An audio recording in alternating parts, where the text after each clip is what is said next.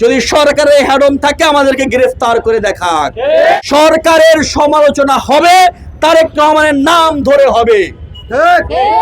কড়া ভাষায় সরকারকে সমালোচনা করব। আমরা ভেবেছিলাম শেখ মুজিবের মেয়ে আর শহীদ জিয়ার ছেলে বোধহয় আর এক হবে না। আমরা চেয়েছিলাম শেখ মুজিবের মেয়ে আর শহীদ জিয়ার ছেলেকে আমরা এক পাল্লায় মাপব না। আমরা দেখতে চেয়েছিলাম শেখ মুজিবের মতো একজন বাকশালী আর শহীদ জিয়ার মতো একজন জনপ্রিয় রাষ্ট্রপতিকে আমরা এক করে দেখতে চাইব না। কিন্তু আমরা দেখলাম যেই পথে শেখ মুজিবের মেয়ে হেঁটেছিল সেই পথে হাঁটার বন্দোবস্ত করছে শহীদ জিয়ার ছেলে। ফলত আমরা না চাইলেও ঐতিহাসিক প্রেক্ষাপট সামনে এসে দাঁড়ায়। ঐতিহাসিক প্রেক্ষাপট বলে যে বাংলাদেশের মানুষ চেয়েছিল আর কোনো গুম হবে না। বিএনপি সরকার গুম প্রতিকার অধ্যাদেশ বাতিল করলো। গণঅভ্যুত্থানের মধ্য দিয়ে বাংলাদেশের শহীদরা আহতদের মনের আকাঙ্ক্ষা ছিল বাংলাদেশে আর কখনো মানবাধিকার ভুলুণ্ঠিত হবে না। আমরা দেখলাম শহীদ জিয়ার ছেলে ফিরে গিয়েছে শেখ মুজিবের মেয়ের মানবাধিকার কমিশনের দিকে। আমরা খুব করে চেয়েছিলাম বাংলাদেশে আর কোনোদিন দ্রব্যমূল্য নিয়ন্ত্রণহীন হবে না, লাগামহীন হবে না। আর কখনো এসালমদের মতো মাফিয়াদের হাতে বাংলাদেশের ব্যাংকিং খাত যাবে না। আমরা আশা করেছিলাম বাংলাদেশে একটি জনগণের সরকার প্রতিষ্ঠিত হবে। আমরা দেখলাম দীর্ঘদিন ধরে তাদের এক কৃত্রিম সংকট দেখানো হলো। সেই কৃত্রিম সংকটের শেষে আসলো যেবার কৃত্রিম সংকট বন্ধ করা হবে, কিন্তু জনগণ আমাদেরকে বেশি টাকা দাও।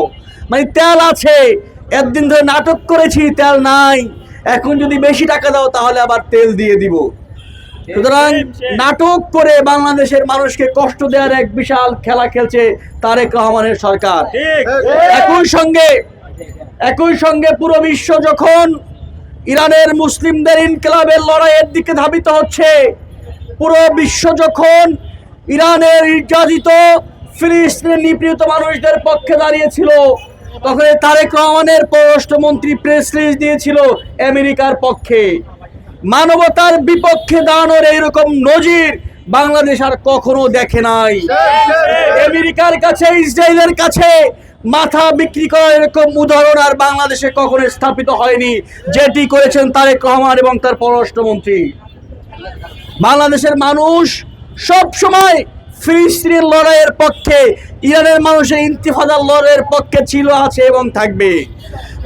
এই শাহবাগে কার্টুনিস্ট মোস্তাকের গায়েবানা জানাজা হয়েছিল, আমি সেই গায়েবানা জানাজায় উপস্থিত ছিলাম।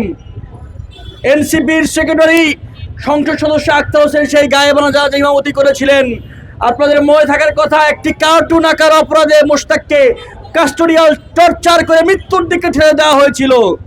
আমরা দেখলাম একটা কার্টুন প্রচারের জন্য হাসান নাসিমকে তার বাসা থেকে তুলে আনা হয়েছে।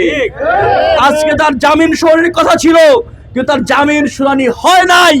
এরপরেও সালাউদ্দিন আহমেদ এবং আইনমন্ত্রী অশিক্ষিত আসাদুজ্জামান দাঁড়ায় বলবেন যে আমরা তো বিচার বিভাগে হস্তক্ষেপ করতে চাই না। প্রমাণ দেন, কেন আজকে হাসান নাসিমের জামিন শুনানি হলো না?